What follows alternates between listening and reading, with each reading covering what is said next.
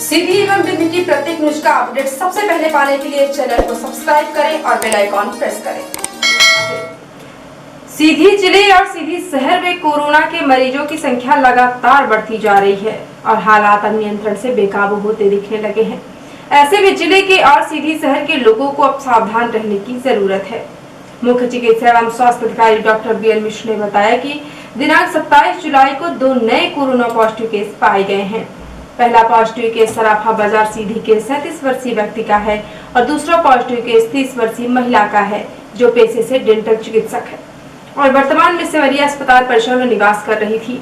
Simaria BMO सहित समस्त कार्यरत स्टाफ को होम क्वारंटाइन करा दिया गया और घर से कार्य करने के लिए निर्देशित किया गया है। इसके साथ ही कार्य प्रभावित न हो, इसलिए दूसरे स्वास्थ्य केंद्रों से कर्मचारियों की ड्यूटी लगाई गई है और बीएमओ के होम क्वारंटाइन रहने तक चिकित्सा अधिकारी डॉक्टर अरविंद सिंह को बीएमओ का प्रभार सौंपा गया है। दोनों का 24 जुलाई को सैंपल लिया गया था। मुख्य चिकित्सा एवं स्वास्थ्य अधिकारी ने बताया कि आज एक भर्ती मरीज की रीसैंपलिंग रिपोर्ट निगेटिव प्राप्त हुई है। इनकी उपचार अवधि पूर्ण हो जाने पर डिस्चार्ज कर दिया गया। अभी तक जिले में कुल 79 केस पॉजिटिव पाए गए हैं, जिनमें से 35 एक्टिव केस भर्ती हैं तथा कुल 43 मरीजों को स्वस्थ होने के बाद डिस्चार्ज किया गया है।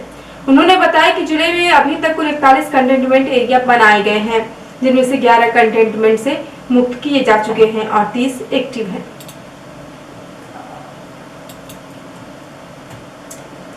कलेक्टर रविंद्र कुमार चौधरी ने समय सीमा पत्रों की समीक्षा करते हुए सभी विभागीय अधिकारियों को निर्देशित किया है कि प्रकरणों का निराकरण निर्धारित समय सीमा में करना सुनिश्चित करें।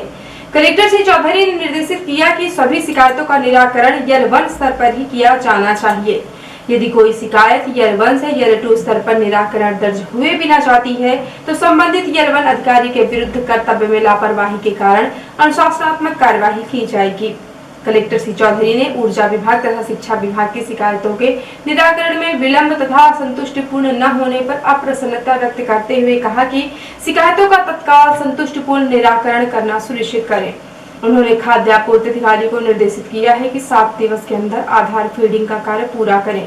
उन्होंने समस्त उपखंड अधिकारी को निर्देशित किया कि वनाधिकार पट्टों से संबंधित प्रकरणों का निराकरण भी समय सीमा में करना सुनिश्चित करें। उन्होंने प्राकृतिक प्रकोप और खसरा खतौनी के सीएम हेल्पलाइन में दर्ज प्रकरणों का निराकरण 1 सप्ताह में करने के निर्देश दिए हैं। उन्होंने अविवादित नामांतरण बंटवारा का प्रत्येक ग्राम पंचायत से आवेदन लेकर समय सीमा में निराकरण करने के निर्देश भी प्रदान किए। उन्होंने कहा कि सभी अधिकारी अधिक से अधिक क्षेत्र का भ्रमण करें और हितग्राहियों एवं आमजनों से नियमित संवाद बनाकर रखें। कलेक्टर श्री चौधरी ने कन्या विवाह, निकाह एवं अनुग्रह राशि संबंधित शिकायतों का निराकरण तत्काल करने को कहा है। यूडीआईडी कार्ड संबंधित शिकायत का 1 सप्ताह के भीतर अवश्य लें। कलेक्टर श्री चौधरी ने विभिन्न आयोग द्वारा प्राप्त शिकायतों का निराकरण एवं प्रधानमंत्री कार्यालय से प्राप्त शिकायतों का निराकरण भी समय सीमा में करने के निर्देश दिए हैं। बैठक में अपर कलेक्टर हर्षल पंचोली, मुख्य कार्यपालन अधिकारी जिला पंचायत राकेश कुमार शुक्ल सहित समस्त उपखंड अधिकारी एवं विभिन्न विभागों के जिला स्तरीय अधिकारी उपस्थित रहे।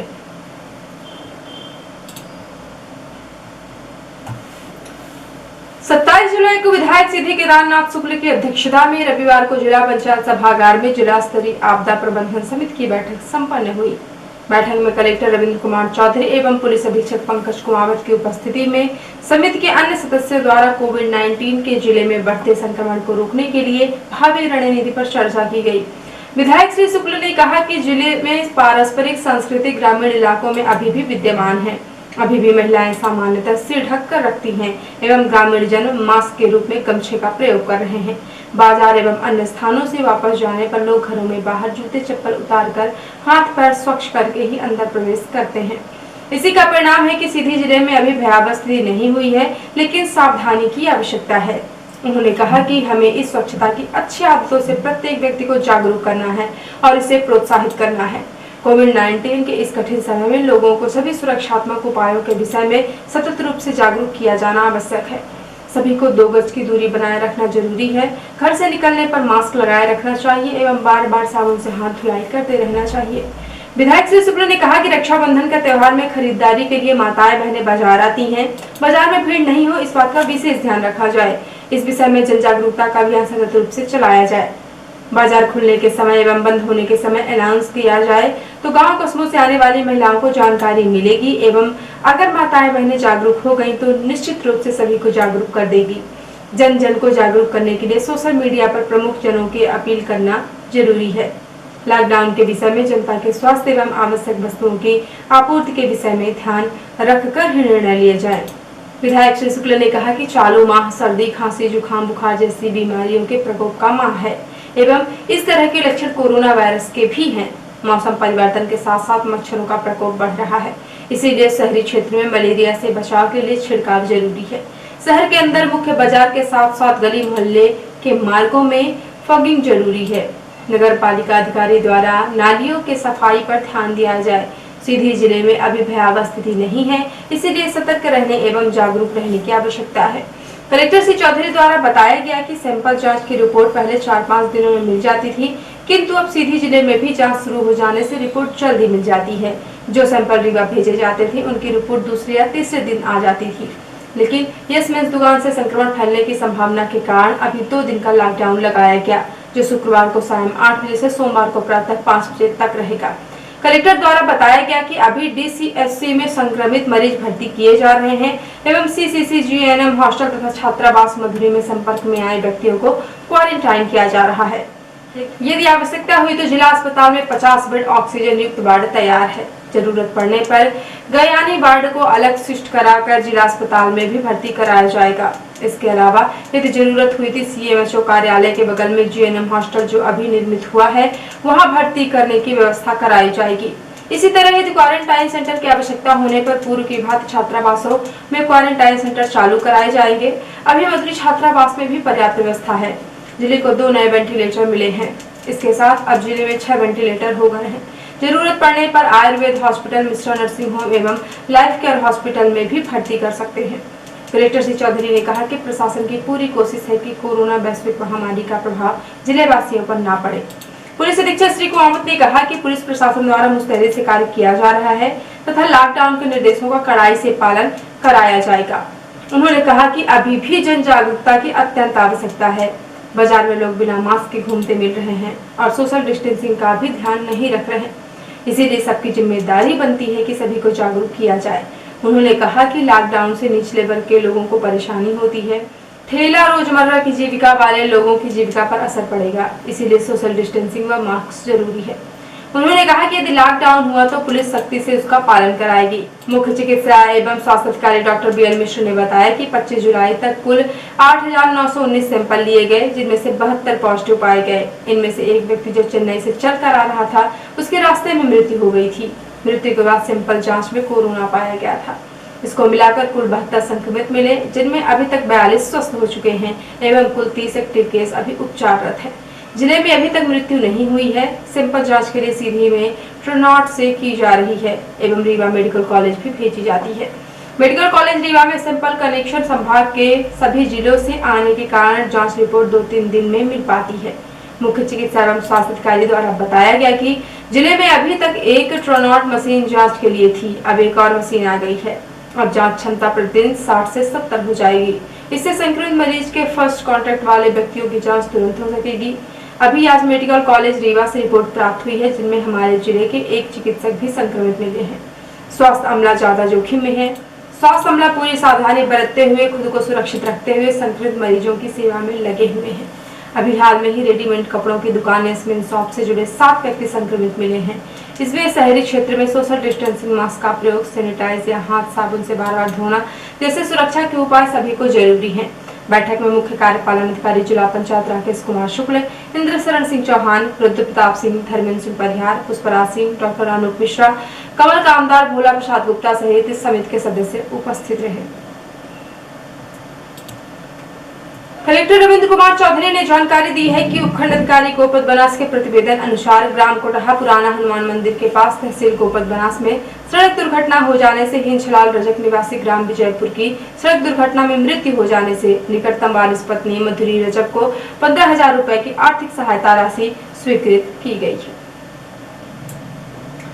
पुलिस अधीक्षक सीधी ने लिखित जानकारी दी है कि विभिन्न घटनाओं से संबंधित पुलिस पकड़ से बाहर होने पर जो व्यक्ति गिरफ्तारी के लिए सूचना देगा और गिरफ्तार किया जाएगा, उसे गोपनीय तौर से इनाम देने को उद्घोषित किया है। फरार आरोपियों में गया प्रसाद शुक्ला, ग्राम तितरा शुक्लाम तत्कालीन समिति प्रबंधन सहकारी समिति मर्यादित भरतपुर ने 8,55,181 रुपए का घोटाला कर अपराध पंजीबद्ध दिनांक से फरार है। फरार आरोपी को गिरफ्तारी करवाने एवं करने पर 10,000 रुपए थाना अमिलिया अंतर्गत गांजा तस्कर के आरोपियों में राहुल पटेल गिरफ्तार किया गया है, किंतु उनके अन्य साथी प्रदीप उर्फ पप्पू पटेल ग्राम खैरा थाना लौर को गिरफ्तारी हेतु 5,000 रुपए हीरालाल पटेल थाना अमिलिया रिपोर्ट किया गया है कि भाई की लड़की सहेली के यहाँ जाने को कहकर गई, लेकिन वापस नहीं आकर अज्ञात व्यक्ति बहला फुसलाकर भगा ले गया, जो आज तक पकड़ से बाहर है। उसके ऊपर 2,000 रुपए इनाम फरियादिता थाना चुरहट रिपोर्ट दर्ज कराया है कि परीक्षा देने जा रही थी कि आरोपी लल्लू उर्फ राकेश सोनी सकीन चुरहट रास्ता रोककर गलत नियत से हाथ पकड़कर ब्लेड से गले में हमला कर दिया और फरार होने पर 3,000 रुपए संतोष रावत ग्राम मनकीसर चौकी सेमरिया ने बुरी नियत से फरियादिता को पकड़कर छेड़छाड़ करने लगा, जो गिरफ्तार न होने पर 5,000 रुपए रमेश कुमार गुप्ता ग्राम लदहा चौकी मरवास ने रिपोर्ट किया है कि अवनीश गुप्ता, राजकुमार गुप्ता ग्राम लदहा रास्ता रोककर मारपीट किए एवं जान से मारने की धमकी देकर फरार होने पर 5,000 रुपए। आरोपी मुन्ना बैगा पिता श्याम सुंदर बैगा ग्राम है कि चौकी पूर्णी को 10,000 रुपए। फरार आरोपी ब्रिजेंद्रलाल शर्मा सकीम सबौल तहसील इटावा बिहार को 5,000 रुपए इनाम की घोषणा की गई है। इसी तरह 7 अज्ञात आरोपियों की गिरफ्तारी की सूचना देने वाले व्यक्ति को गोपनीय तौर से गिरफ्तार करवाने पर 40,000 रुपए का इनाम देने की घोषणा की गई है। और अब पेश है प्रादेशिक हलचल। पीएम नरेंद्र मोदी ने फोन करके शिवराज के स्वास्थ्य की जानकारी ली। चौहान बोले, जब मैं सीएम नहीं था तब भी वह फोन करते थे। शिवराज सिंह चौहान की दूसरी रिपोर्ट भी पॉजिटिव। भोपाल में 4 डॉक्टर समेत 177 और इंदौर में 127 नए केस मिले। नकुल नाथ ने कहा, उपचुनाव में युवाओं का नेतृत्व मैं करूंगा।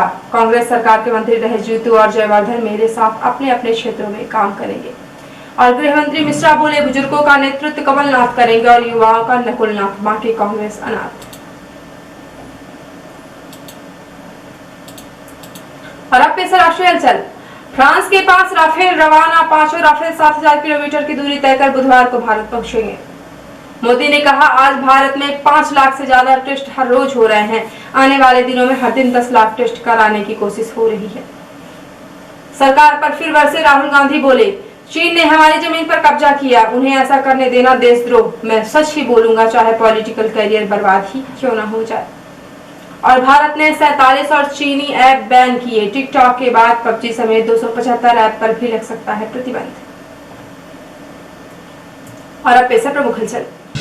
जिले में मिली 2 नए कोरोना पॉजिटिव और एक मरीज ने जीती कोरोना से जंग। जिले में हुए कुल 35 एक्टिव केस और 30 containment area. Collector Ravindra Kumar Chaudhary ने की समय सीमा पत्रों की समीक्षा। विधायक सीधी केदारनाथ शुक्ल की अध्यक्षता में जिला स्तरीय आपदा प्रबंधन समिति की बैठक संपन्न। सड़क दुर्घटना में मृत्यु होने पर आर्थिक सहायता राशि स्वीकृत की गई। और पुलिस अधीक्षक सीधी ने फरार आरोपियों की गिरफ्तारी पर किया इनाम घोषित। तो ये थी आज की प्रमुख हलचल। यदि आप न्यूज फेसबुक पर देखते हैं तो पेज को लाइक और फॉलो करें, और यूट्यूब पर देखते हैं तो चैनल को लाइक और सब्सक्राइब करना बिल्कुल ना भूलें। आप किसी भी न्यूज को तत्काल पढ़ने के लिए लॉगिन करें www.ntvIndianews.com। सीधी एवं बिंद की प्रत्येक न्यूज का अपडेट तुरंत अपने फोन पर पाना चाहते हैं तो आप प्ले स्टोर से हमारा app NTV India news download करें और जुड़े रहें अपने आसपास की समस्त गतिविधियों से NTV इंडिया न्यूज के साथ। नमस्कार।